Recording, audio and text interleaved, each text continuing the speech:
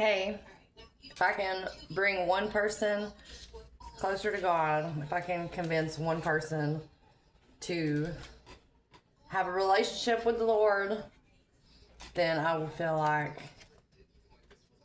I'm doing something good.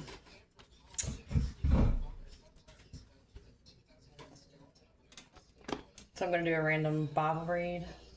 Whatever we land on is where we start.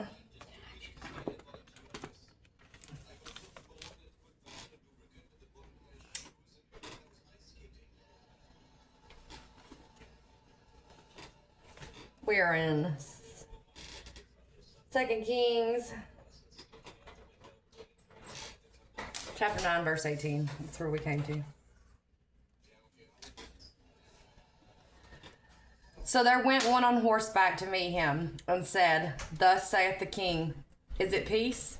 And Jehu said, What hast thou to do with peace? Turn thee behind me. And the watchman told, saying, The messenger came to them, but he cometh not again. Then he sent out a second on horseback, which came to them, and said, Thus saith the king, Is it peace? And Jehu answered, What hast thou to do with peace? Turn thee behind me. And the watchman told, saying, He came even unto them, and cometh not again. And the driving is like the driving of Jehu, the son of Nimshi, for he driveth furiously. And Joram said, Make ready, and his chariot was made ready. And Joram, king of Israel, and Ahaziah, king of Judah, went out, each in his chariot, and they went out against Jehu, and met him in the portion of Naboth the Jezreelite. And it came to pass, when Joram saw Jehu, that he said, Is it peace? Jehu, and he answered, What peace, so long as the whoredoms of thy mother Jezebel and her witchcrafts are so many? And Joram turned his hands and fled, and said to Uzziah, There is treachery, O Uzziah.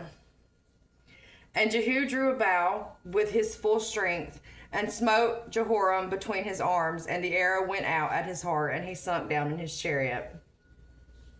Then said Jehu to Bidkar, his captain, Take up and cast him in the portion of the field of Naboth the Jezreelite. For remember how that when I and thou rode together after Ahab his father, the Lord said that his burden upon him. The Lord laid this burden upon him. Surely I have seen yesterday the blood of Naboth and the blood of his sons, saith the Lord, and I will requite thee in this plat, saith the Lord. Now therefore take and cast him into the plat of ground, according to the word of the Lord. But when Ahaziah the king of Judah saw this, he fled by the way of the garden house. And Jehu followed after him, and said, Smite him also in the chariot. And they did so at the going up to Gur, which is by Ableam. And he fled to Megiddo and died there. Pardon my pronunciations. And his servants carried him in a chariot to Jerusalem, and buried him in his sepulchre with his fathers in the city of David. And in the 11th year of Joram, the son of Ahab, began Ahaziah to reign over Judah. And when Jehu was come to Jezreel, Jezebel heard of it, and she painted her face and tired her head and looked out a window. And as Jehu entered in at the gate, she said, Had Zimri peace, who slew his master? And he lifted up his face to the window and said, Who was on my side? Who? And there looked out to him 2 or 3 eunuchs. And he said, Throw her down. So they threw her down, and some of her blood was sprinkled on the wall and on the horse, and he trode her underfoot. And when he was come in, he did eat and drink, and said, Go, see now this cursed woman, and bury her, for she is a king's daughter. And they went to bury her, but they found no more of her than the skull and the feet and the palms of her hands. Wherever they came again and told him, and he said, This is the word of the Lord, which he spake by his servant Elijah the Tishbite, saying, In the portion of Jezreel shall dogs eat the flesh of Jezebel. And the carcass of Jezebel shall be as dung upon the face of the field in the portion of Jezreel, so that they shall not say, This is Jezebel. And Ahab had 70 sons in Samaria, and Jehu wrote letters and sent to Samaria unto the rulers of Jezreel, to the elders, and to them that brought up Ahab's children, saying, Now as soon as this letter cometh to you, seeing your master's sons are with you, and there are with you chariots and horses, a fenced city also, and armor. Look even out the best and meetest of your master's sons, and set him on his father's throne, and fight for your master's house. But they were exceedingly afraid, and said, Behold, 2 kings stood not before him. How then shall we stand? And he that was over the house, and he that was over the city, the elders also, and the bringers up of the children, sent to Jehu, saying, We are thy servants, and will do all that thou shalt bid us. We will not make any king. Do thou that which is good in thine eyes. Then he wrote a letter the second time to them, saying, If ye be mine, and if ye will hearken unto my voice, take ye the heads of the men your master's sons, and come to me to Jezreel by tomorrow this time. Now the king's son, being 70 persons, were with the great men of the city, which brought them up. And it came to pass, when the letter came to them, that they took the king's sons, and slew 70 persons, and put their heads in baskets, and sent them to Jezreel. And there came a messenger, and told him, saying, They have brought the heads of the king's sons. And he said, Lay ye them in 2 heaps at the entering in of the gate until the morning.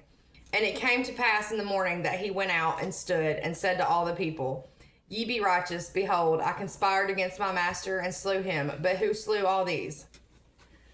Know now that there shall fall unto the earth nothing of the word of the Lord, which the Lord spake concerning the house of Ahab. For the Lord had done that which he spake by his servant Elijah. So Jehu slew all that remained of the house of Ahab in Jezreel, and all his great men, and his kinsfolks, and his priests, until he left him none remaining. And he arose and departed, and came to Samaria.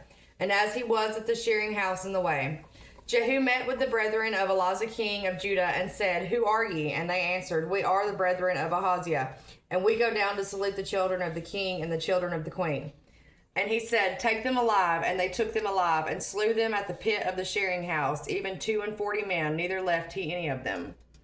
And when he was departed thence, he lighted on Jehonadab, the son of Reshab, coming to meet him. And he saluted him, and said to him, Is thine heart right, as my heart is with thy heart? And Jehonadab answered, It is. If it be, give me thine hand. And he gave him his hand, and he took him up to him into the chariot. And he said, Come with me, and see my zeal for the Lord. So they made him ride in his chariot. And when he came to Samaria, he slew all that remained unto Ahab in Samaria, till he had destroyed him, according to the saying of the Lord, when he spake to Elijah. And Jehu gathered all the people together, and said unto them, Ahab served Baal a little, but Jehu shall serve him much. Now therefore call unto me all the prophets of Baal, all his servants, and all his priests. Let none be wanting, for I have a great sacrifice to do to Baal. Whosoever shall be wanting, he shall not live. But Jehu did it in subtlety. Anyways, to the intent that he might destroy the worshippers of Baal. And Jehu said, Proclaim a solemn assembly for Baal, and they proclaimed it.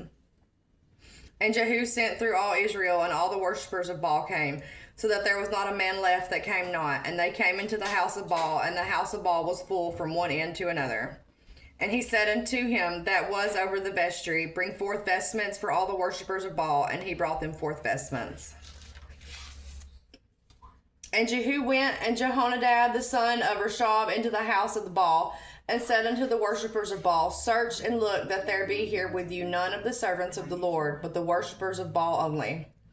And when they went in to offer sacrifices and burnt offerings, Jehu appointed 80 men without, and said, If any of the men whom I have brought into your hands escape, he that letteth him go, his life shall be for the life of him.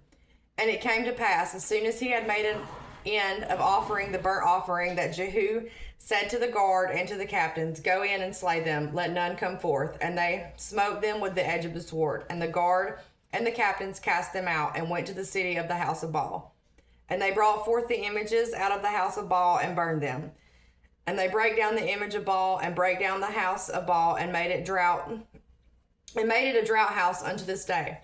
Thus Jehu destroyed Baal out of Israel. Howbeit from the sins of Jeroboam, the the son of Nebat, who made Israel to sin. Jehu departed not from after them, to wit, the golden calves that were in Bethel, that were in Dan. And the Lord said unto Jehu, because thou hast done well in executing that which is right in my eyes, and hast done unto the house of Ahab according to all that was in my heart, thy children of the fourth generation shall sit on the throne of Israel.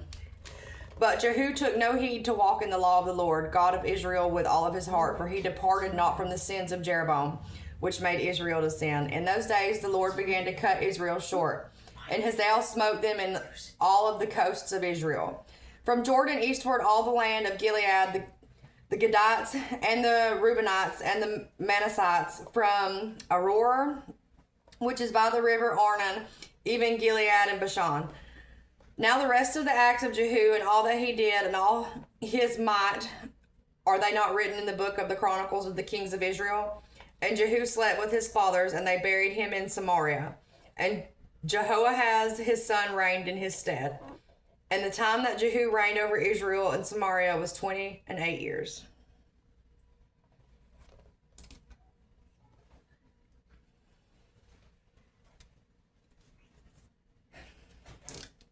That was 2 Kings chapter 9, verse 18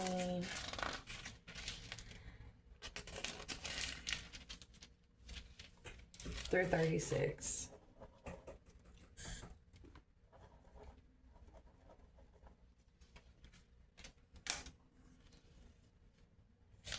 It is near. The time is near.